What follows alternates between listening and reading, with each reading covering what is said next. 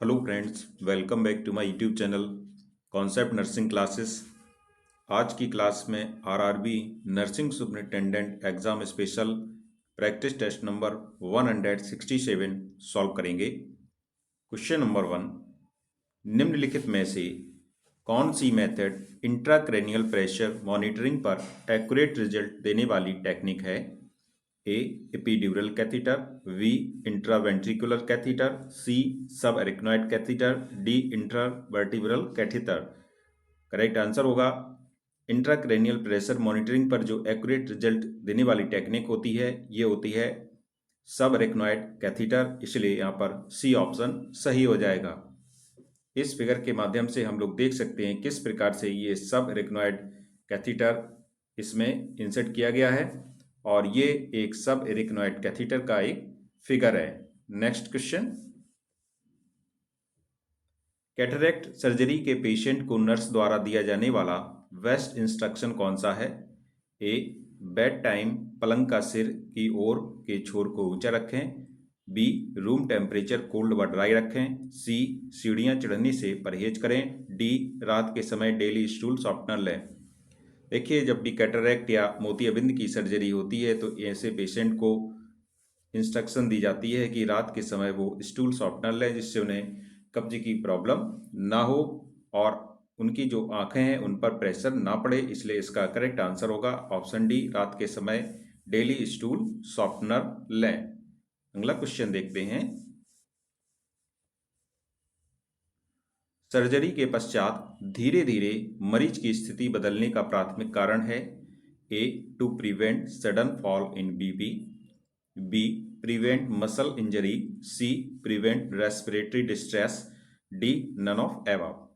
तो जब भी किसी पेशेंट की सर्जरी हो तो उसको ये सलाह दी जाती कि आप अपनी जो पोजीशन है उसको धीरे धीरे बदलें, क्योंकि अचानक पोजीशन बदलने से उसमें ऑर्थोस्टैटिक हाइपोटेंशन की जो प्रॉब्लम है वो हो सकती है, जिसके कारण अचानक व्यक्ति का बीपी डाउन हो सकता है। इसलिए यहाँ पर पहला ऑप्शन सही हो जाएगा, to prevent sudden fall in BP. Next question, digoxin IV route द्वारा प्रवेश कराई जाती है क्योंकि यह ऑप्शन ए कोरोनरी आर्टरीज को एक्सपेंड करती है, मायोकार्डियम की कॉन्ट्रैक्टाइल कैपेसिटी को बढ़ाती है, हृदय को विद्युत संचलन कम करती है, डी हृदय लय में इंटरवेंशन को कम करती है। करेक्ट आंसर होगा डिकॉक्सिन जो आईवी रूट देने का कारण होता है कि यह मायोकार्डियम की कॉन्ट्रैक्टाइल कैपेसिटी को बढ़ाती है, इसलिए बी ऑप्शन यहाँ पर सही हो जाएगा। नेक्स्ट क्वेश्चन की ओर चलते हैं। अगला क्वेश्चन है, किसके अतिरिक्त सभी रेटिनल डिटैचमेंट के साइंस व सिम्टम्स हैं?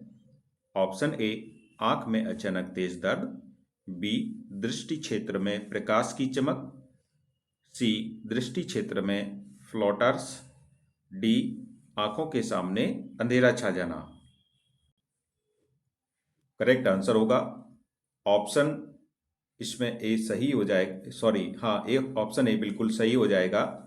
इसके अतिरिक्त आंख में अचानक तेज दर्द के अतिरिक्त जो लक्षण हैं ये सभी रेटिनल डिटैचमेंट के साइन व सिम्टम्स हैं, जैसे दृष्टि क्षेत्र में प्रकाश की चमक, दृष्टि क्षेत्र में फ्लोटर और आंखों के सामने अंधेरा छा जाना, ये सभी रेटिनल डिटैचमेंट के साइन व सिम्टम्स होते हैं। और ये जो आंख में अचानक से तेज दर्द ये रेटिनल डिटैचमेंट का लक्षण नहीं है, इसलिए ए ऑप्शन यहाँ पर सही होगा। नेक्स्ट क्वेश्चन, एक नर्स जीवी सिंड्रोम में किसके अतिरिक्त सभी देखती है? ए हाइपरटोनिया, बी एरेफ्लेक्सिया, सी पैरेस्थेसिया, डी यूरिनरी रिटेंशन। तो गिलिन बेरी सिंड्रोम की यहाँ बात हो रही है, तो इसमें गिलिन बेरी सिंड्रोम में इसके अतिरिक्त सभी लक्षण देखने को मिलते हैं, आपको बताना है। तो यहाँ पर जो जीवी सिंड्रोम में देखने को नहीं मिलता है ये होता है हाइपरटोनिया। हाइपरटोनिया का अर्थ होता है कि मसल की ओवर एक्टिविटी, मांसपेशियां जब अधिक एक्टिविटी करने लगती हैं तो इसको हाइपरटोनिया बोला जाता है, और ये प्रॉब्लम जीवी सिंड्रोम या गिलिन बेरी सिंड्रोम में देखने को नहीं मिलती है, इसलिए यही ऑप्शन यहाँ पर सही होगा। नेक्स्ट क्वेश्चन, नेफ्रोटिक सिंड्रोम के इंडिकेशंस हैं haematuria, proteinuria, hypertension, pyuria, oliguria, haematuria, azotaemia, hypertension, proteinuria, oedema, hyperlipidemia.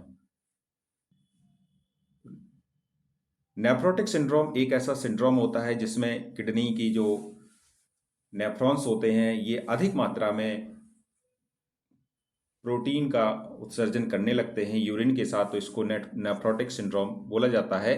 तो इसके जो इंडिकेशंस होते हैं, प्रोटीन यूरिया मीन्स यूरिन में प्रोटीन अधिक आने लगता है, शरीर में सूजन आ जाती है जिसको एडीमा बोलते हैं, और हाइपर लिपिडेमिया मीन्स इसमें लिपिड की मात्रा भी बढ़ जाती है। इसलिए यहाँ पर तीनों ऑप्शन सही हो जाएंगे।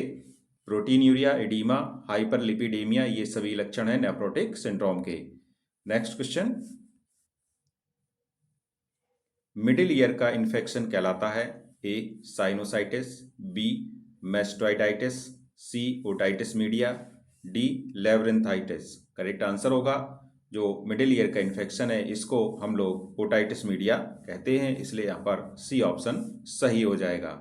नेक्स्ट क्वेश्चन, प्रकाश के प्रति असामान्य संवेदनशीलता, एबनॉर्मल सेंसिटिविटी हो रही है प्रकाश के प्रति, मतलब कोई व्यक्ति है प्रकाश पे संवेदनशील नहीं हो पा रहा है, तो इसको क्या बोलेंगे? Hydrophobia, diplopia, aphasia, photophobia. तो इसको बोलेंगे प्रकाश के प्रति संवेदनशीलता है असामान्य हो रही है, तो इसको फोटोफोबिया, फोटो मीन्स प्रकाश और फोबिया मीन्स डर। तो इस प्रकार से इसका करेक्ट आंसर होगा option D photophobia. Next question की ओर चलते हैं। इंट्रा ऑक्यूलर प्रेशर नापने वाले यंत्र को कहते हैं oculometer, perimeter, tonometer, manometer. Correct answer होगा जो इंट्रा ऑक्यूलर प्रेशर होता है आईओपी, इसको नापने वाले जो यंत्र को कहते हैं हम लोग tonometer. So the correct answer is option C. Next question, angina pectoris के मैनेजमेंट के लिए निम्नलिखित में से कौन सी मेडिसिन सबलिंगुअल मार्ग द्वारा दी जाती है? Aspirin, betalol, nitroglycerin, warfarin. Correct answer होगा जब भी एंजाइना पेक्टोरिस या सीने में तेज दर्द की शिकायत होती है तो जीभ के नीचे या सबलिंगुअल द्वारा एक मेडिसिन दी जाती है जिसको कहते हैं नाइट्रोग्लिसरीन। ये मेडिसिन जो भी कोरोनरी आर्टरीज है उनको डायलेट करने का काम करती है, जिससे एंजाइना पेक्टोरिस में आराम मिल जाता है, इसलिए यहाँ पर सी ऑप्शन सही है। अगला प्रश्न देखेंगे। Next question, connection between pulmonary artery and descending thoracic aorta in fetus. Option A ductus venosus, B hepatic portal system, C umbilical artery, D ductus arteriosus. pulmonary artery और डिसेंडिंग पल्मोनरी आर्टरी होती है इस प्रकार से, और descending thoracic aorta होती है। ये जो फीटस होता है इसमें ये कनेक्टिंग लिंक का काम इसमें बीच की एक वेसल करती है जिसको हम लोग बोलते हैं डक्टस आर्टीरियोसस, इसलिए यहाँ पर करेक्ट आंसर होगा ऑप्शन डी। ये नीचे क्या है? डिसेंडिंग थोरेसिक एओर्टा है नीचे की ओर, और ऊपर ये पल्मोनरी आर्टरी है। इनके बीच में जो पल्मोनरी आर्टरी और डिसेंडिंग एओर्टा को जोड़ने का काम करेगी फीटस में, इसको बोलते हैं हम लोग डक्टस आर्टीरियोसस, इसलिए इसका डी ऑप्शन सही है। नेक्स्ट क्वेश्चन, शरीर के वजन का कितने प्रतिशत पानी होता है? 35%, 40%, 63%, 90%। Correct answer is option C 63%। Next question,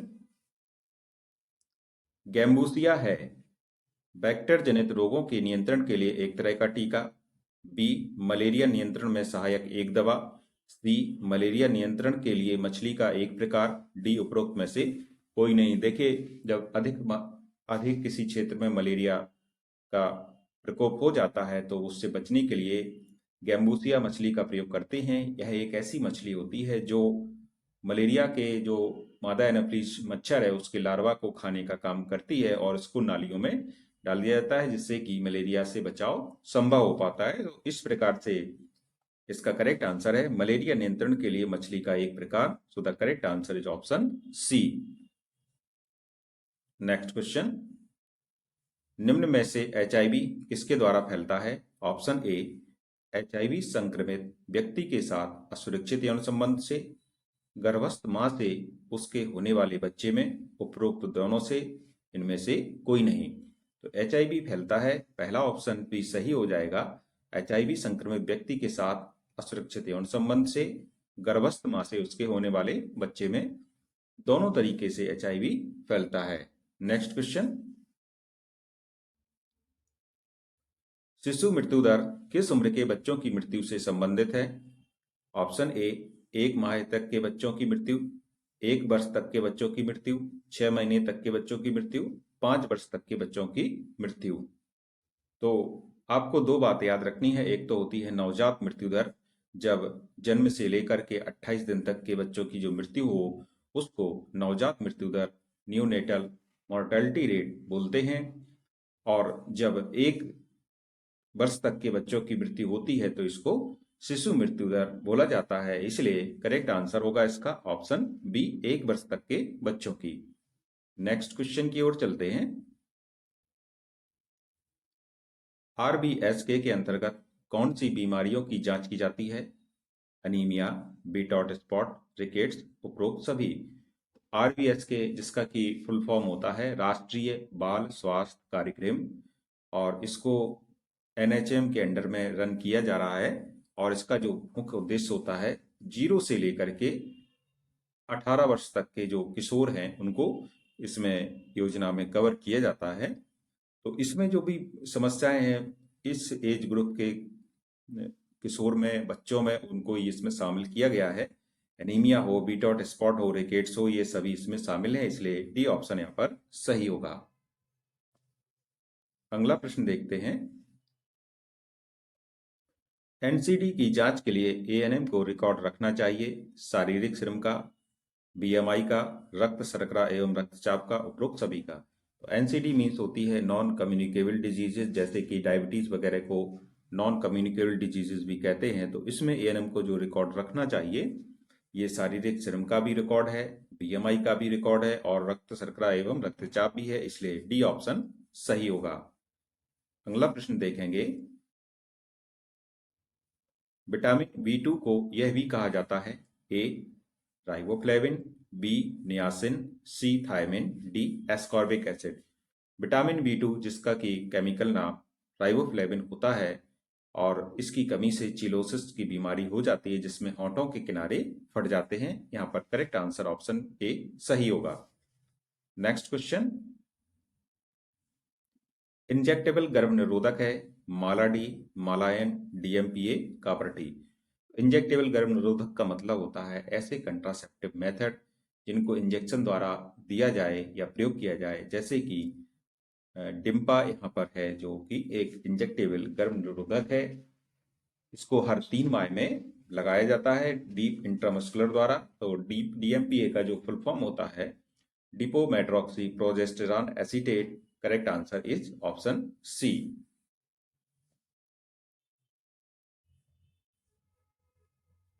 गर्भपात के लिए किस दशा में अभिभावक की स्वीकृति की आवश्यकता होती है? 18 साल से कम उम्र में, मानसिक रोगी महिला में, 1 और 2 दोनों में, इनमें से कोई नहीं। करेक्ट आंसर होगा इसमें जब भी बात गर्भपात या मिसकैरेज अबॉर्शन की होती है तो अबॉर्शन का मतलब होता है जब अभिभावक की तब आवश्यकता हुई जब महिला मानसिक रोगी हो। इसलिए बी ऑप्शन यहाँ पर सही हो जाएगा।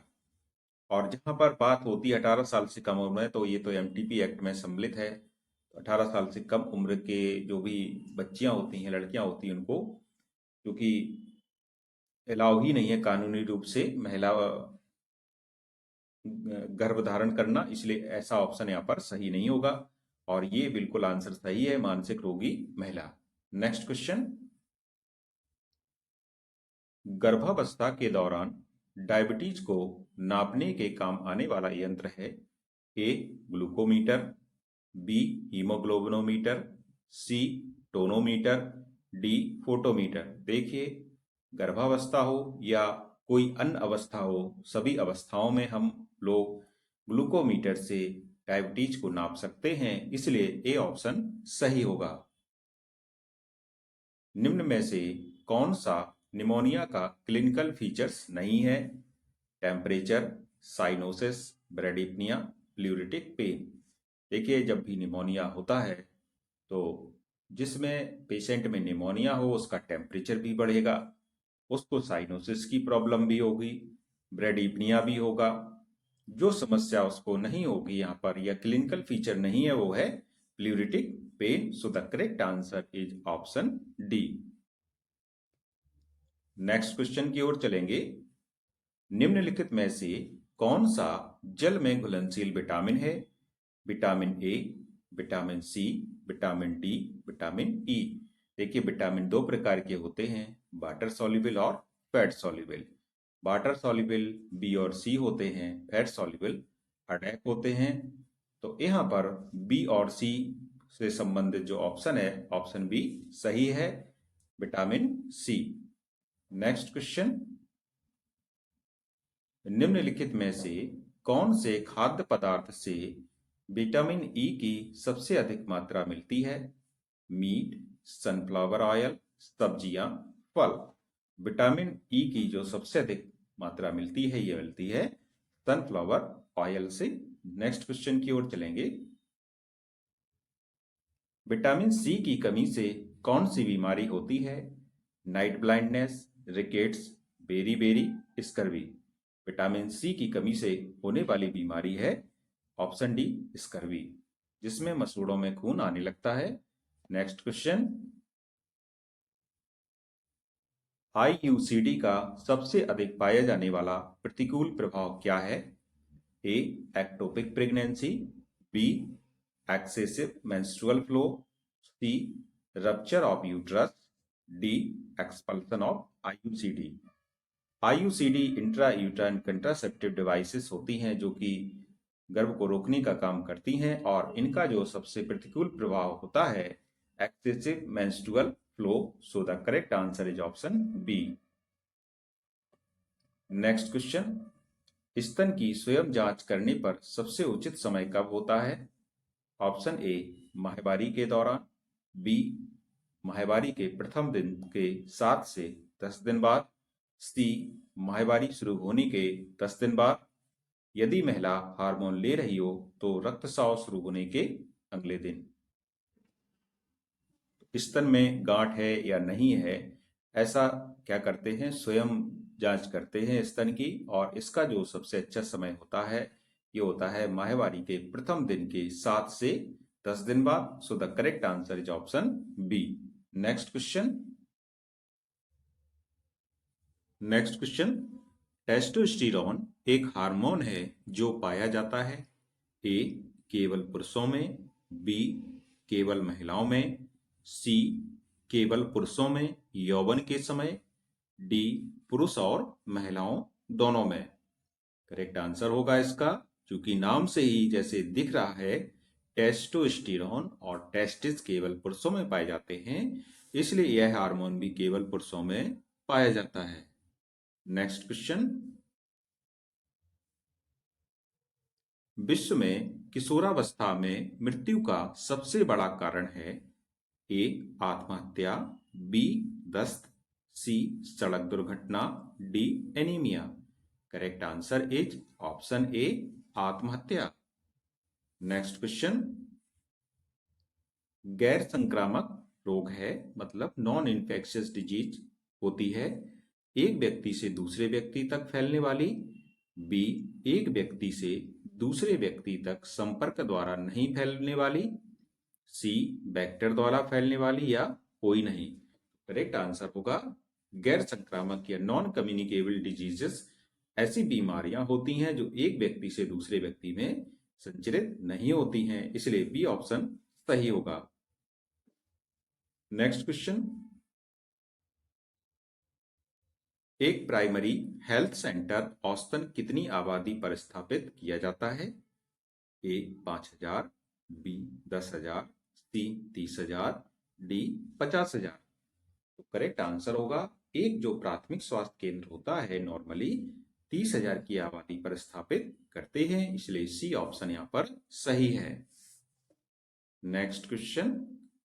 हृदय चक्र की अवधि होती है 0.1 second, 0.4 second, 0.5 second, 0.8 second. Correct answer is option D, 0.8 second एक कार्डियक साइकिल की अवधि होती है। नेक्स्ट क्वेश्चन की ओर चलेंगे। कार्डियक आउटपुट प्रति मिनट सामान्य स्थिति के बारे में सही है। A 5 litre, B 10 litre, C 1 litre, D 20 litre. तो cardiac output is equal to होता है stroke volume into heart rate. तो स्ट्रोक वॉल्यूम नॉर्मली होता है 70 ml और हार्ट रेट होता है 72 बीट्स पर मिनट। जब इनका आपस में गुणा करेंगे तो करीब करीब ये आएगा 5 लीटर। तो एक मिनट में जो कार्डियक आउटपुट होता है इसकी मात्रा एक सामान्य व्यक्ति में 5 लीटर होती है। नेक्स्ट क्वेश्चन की ओर चलेंगे। करने वाली आर्टरी कैरोटिड आर्टरी होती है, इसलिए सी ऑप्शन यहां पर सही हो जाएगा।